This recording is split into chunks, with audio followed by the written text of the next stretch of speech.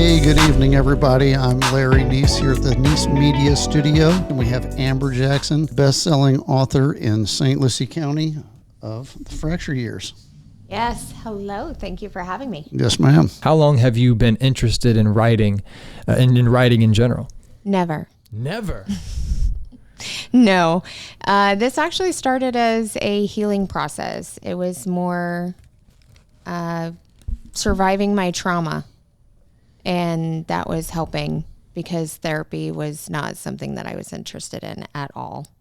So we have been in the networking world for a little while now. That's kind of where she works for a friend of mine. She's a member of his team over at Tom Bouvier's place. So we kind of met through channels of marketing through the chamber. She told me she wrote this cool book, and I'm like, man, that's really cool. I think I've got a couple of stories in my brain that need to be written too, just from things in my life. So it was intriguing when I found out you were writing a book, especially about things that have really impacted your life in a negative way that ended up birthing out this great book that shows how to take that stuff into a positive light. So, and I'm really shocked when I see this book. I'm like, man, how many pages is this thing? It is. That's a lot of book for your first write. It's only about 157, but I will tell you book 2 is longer. I actually had to break it into 2 parts. Wow. Yeah. When I saw the book, I'm like, so I have a couple of friends of mine that have written books, and they've given them to me to read, and they're like 46 pages. And I'm like, they're like folded in half with a staple in the center. Don't get me wrong, they're fantastic, but it's a nice sized book, especially when considering you just decided to do this in December. So that's crazy. How did the writing process go? Were you literally writing pen and pad? Were you typing this up? How did the initial writing process go? Originally, it was journal style. It was pen and pad in a book. And then I went into when my sister said, you really should put this in book form. I had no idea what I was doing. I didn't know how to create a chapter or separate lifestyles, things that happened. And so I started watching some YouTubes on people that had written a book before. And then I started using ChatGPT to say, hey, how do you form a book? How do you form a chapter? What font should something be in? Right. So I really kind of did some study research. I also sat with Lois McGuire, who is a published author as well. And she really kind of coached me through some of the stuff when I had just a manuscript. Wow. And I had it in a Word document. So in writing the book, so who is the most targeted person? Who is this book for primarily? Who's the best served person to pick up this book and go, I want to read Amber's book? Who is your ideal person that needs to read this book? That's what I want to know. Young girls. 12 to 18. I want them to have a relatable story because the things that I've gone through happen to girls every day. Gotcha. And sometimes they don't want to talk about it. Sometimes they don't want to tell their bestie or their mom. They're scared to. I want them to be able to read something that's going to make an impact in their life and realize that moving forward in their story is their choice. Gotcha. I want them to make that choice to be a better person than what their story is trying to make them into. Gotcha. Yeah, I was curious. And this is tough for me because I have 4 sons, no daughters. I do have 2 granddaughters, but one's 2 and one's 1. So they're not quite to the age for reading the book. But I always wondered, I have one other question too that is just crazy. So I have a couple of friends who've written books, and I'm kind of a Blind Side guy. So I love the movie. And there's always this thing I want to know in developing this book and in writing the book.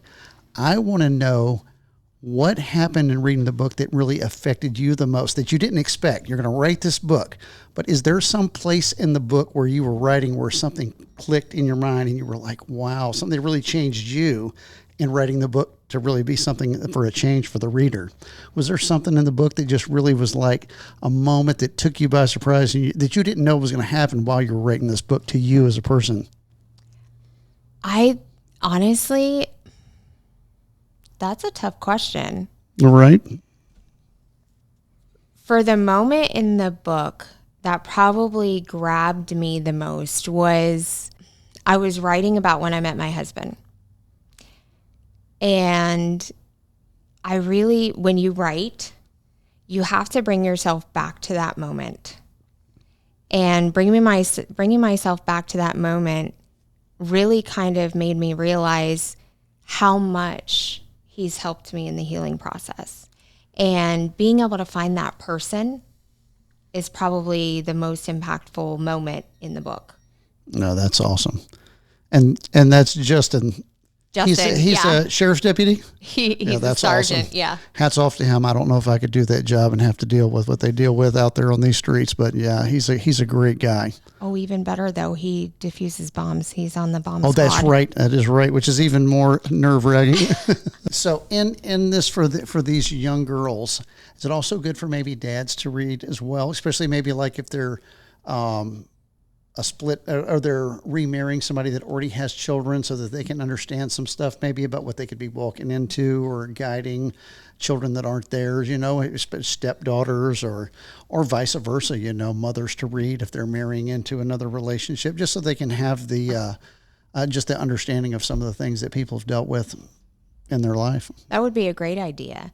I mean, it would prepare stepfathers and even fathers that maybe their ex-wife is remarrying. Sure. And maybe those children had gone through something, because domestic violence can go both ways. 100%. Woman or man, it doesn't matter. So, a father or mother reading this, being able to recognize signs, right, is huge. Yeah. Because back when I was a kid, sure, you just didn't talk about it. It was taboo.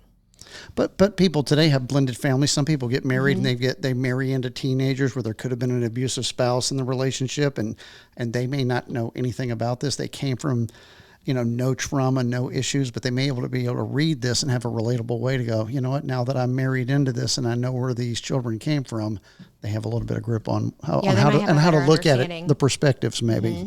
Now, when you and Justin aren't writing books and you're not taking care of kids and what do you guys love to do? What's the fun thing for you guys? What are y'all looking forward to after the kids grow up? Tell us some stuff about you guys. Oh my gosh. He wants to travel the U.S. Sweet. He wants to get a big old truck that's going to pull what are those, campers or something, tow behind, so that we can go and just travel the U.S.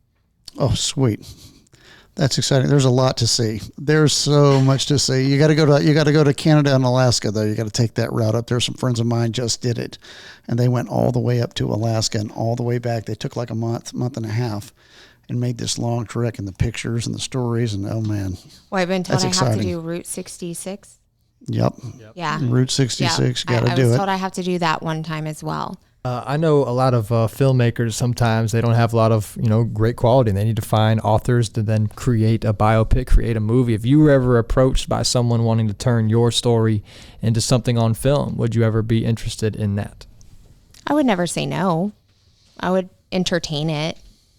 It would depend on who was doing it. And I have the follow-up to that. Who would play Phoebe? Oh, who would play Phoebe? If you could pick the actress, any actress, right? Tell us who this person would be. She would probably have to change her hair color, but I would say Sydney Sweeney. Oh, wow. Sweet. That's awesome. Listen. But that would be my teenage years. I don't know about younger years. Shout out. And is there any other characters that you could fill in with some celebrities that we could imagine maybe? Who'd play your husband? That's what I want to know. Who's Justin? He's Henry Cavill. Oh, Superman. I was thinking Jason Statham, but No. No. He actually had hair at one point in time. Right. He did. I tell my daughter all the time, you're the reason your father doesn't have hair, because he had hair prior to her being born. Oh, that's something. Stress so him she's out. like, it's not my fault. Too much stress. You got to love that. That's why he still has a beard.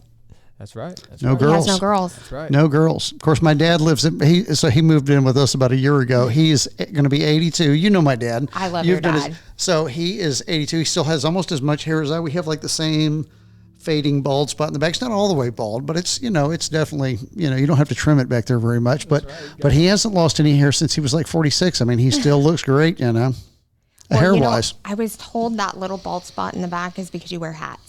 I don't know if I believe it, though. My dad's never worn one. I don't know. I mean, he wears one when he goes to a ball game or something, or he wants to wear his Vietnam vet hat. But other than that, he doesn't really ever wear hats. So. if there's any a message that you would like to tell somebody that hasn't discovered you, your book, or somebody that might see this video, what's one message you want to tell somebody about yourself and your book? What about me? Well, my story is for all of you to read so that you can relate to it one way or another, whether it is in relation to your own life or maybe someone you know, someone that's close to you, and you're trying to get a better understanding of what they went through. Because like Larry said, sometimes it's hard for people to say it out loud. That's great. Got it. Last one I got for you, Amber. It says here that you now devote your life to helping others find their voice, embrace their scars, and build something beautiful from the ashes when she's not writing. So how important is that for you, uplifting others? It's very important because I didn't get that growing up. I didn't get that in my 20s. And I barely got it in my 30s. And that's just because women are very hard to get along with. And they're very hard to impress. And getting a attaboy from a woman is very hard. So I want to inspire, especially women. They are good enough. They are seen. They are wanted. They are needed. Because whether it be professionally or personally, it's very hard as a woman to get your feelings out there, because sometimes you're known as that woman that's just too touchy-feely, or you have too much emotion, or sometimes you're so turned off you don't have enough emotion. So it really comes down to, I want to make that impact so that they can make that choice for themselves. I got one more thing. Yeah. Because people love personalization. So I got to know what's on this cup. Tell me about this cup and the things you have decorating on it, because that will have some of your stuff in there. So tell us what's on there. So this cup has all of my stickers from the Mud Girl run I did. The Mud Girl run, is that what you Yes, said? it was actually the weekend after my birthday. Wow.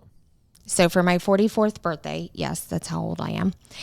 For my 44th birthday, I decided to run the Mud Girl run. I had never done it, and my goal was to not fall in the mud, and I didn't. And there were some obstacles. I'm afraid of heights, and by golly, I did it. And this is for breast cancer survivors. This was created by a breast cancer survivor herself, and she just wanted it to be an inspiring moment for women so that they know they can do it. And so for me, that was like huge, because I had never done anything like it. That's cool. Wow. Yeah, I always look at people's things, because they personalize things with some of their passions and their loves. And so when I saw it, I'm like, I need to know what that is. What's the little gadget on the handle? So who doesn't love Highland cows, because they're fuzzy and cute, and Jesus. That's right. I mean, 100%. Jesus 100% will be by your side. That's right. Even when you're in your darkest moments and you don't want to even call on him, but he will be there. Anybody that you'd like to shout out, anybody like you'd like to give some love to, Miss Amber Jackson, before we get you out here? Well, definitely my husband as my biggest supporter, Justin. Yes. Team Justin all the way. And my son for making me a mom and really just teaching me how to love, because I didn't learn what love really was until probably about age 22. And he was the first one that taught me unconditional love. And then my daughters, they made me a girl mom. Never knew I wanted to be a girl mom, but they made me a girl mom, and they are my best friends. And I love them to death. And Lois McGuire for giving me coaching sessions, and those that I let read my book before I published it and just gave me feedback. Thank you so much for stopping by the beautiful Nice Media Studio. Guys, go check out her book, The Fractured Years. This is Amber Jackson. It's available on Amazon. Stay tuned for book number 2 coming out, and maybe you'll see her at the next Mud Jam race. You better Did get you want right. to know the name? Of course. I'm going to put the titles. I'm going to put all the titles in edits. I didn't know if we were at the privilege of getting to hear it yet. Is this an exclusive reveal? Well, some people found it on Amazon because it's on pre-order right now. I thought I saw it on pre-order. Oh my gosh, is it out? So Ashes and Rainbows Part 1 is going to be the next book. Oh, it's a multi-part book, huh? Yes, it's actually, this one is 10 chapters. The next book is going to be 20 chapters. Gotcha.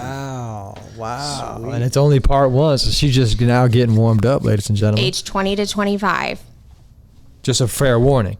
Yes. So it kind of matures as you go, kind of in the stages of does. the books. Gotcha. That's great. It does. Gotcha. Well, It stay does. tuned. Thank you so The much for saga joining continues. us. This is the great Amber Jackson. Go check out all of her great novels coming out soon. Amazon.com will be there soon, baby. Till next time, if nobody told you today, You go look read a good. book and you look good. Cooler in the back, flip flop, sunblock. You laugh, boy, you're gonna burn out here. I said, girl, that's fine, long as you stay near. I'm getting sunburned on you. Red hot roof of that Malibu, bare feet up on my dash, kissing in my rear view. Every little thing that you do hits me stronger than this afternoon. If I'm frying in this heat, guess it's true. You got that right. I'm getting sunburned on you. I'm getting sunburn on you. Tan lines tangled up into every wave, every wake, every shade of your blue. Laugh lines lime in my brew. Heart flip flopping like my shoes. If I'm burning up today, it's 'cause of you.